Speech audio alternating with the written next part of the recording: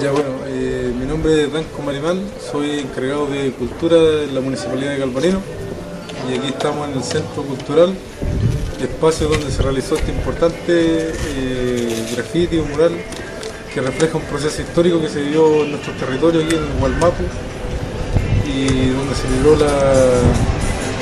guerra de Arauco, donde se enfrentaron tanto mapuches como españoles, ¿cierto? Y donde el ejército mapuche de aquellos tiempos fue capaz de derrotar a una importante tropa militar que venía de pelear distintas guerras y que era el imperio de la época. Y también la pintura refleja la posibilidad de contar la historia de distintas formas, por lo cual nosotros trabajamos con un destacado artista local, grafitero, que fue capaz de plasmar las intenciones que nosotros teníamos de contar la historia de la comuna, de la región, a través de su arte.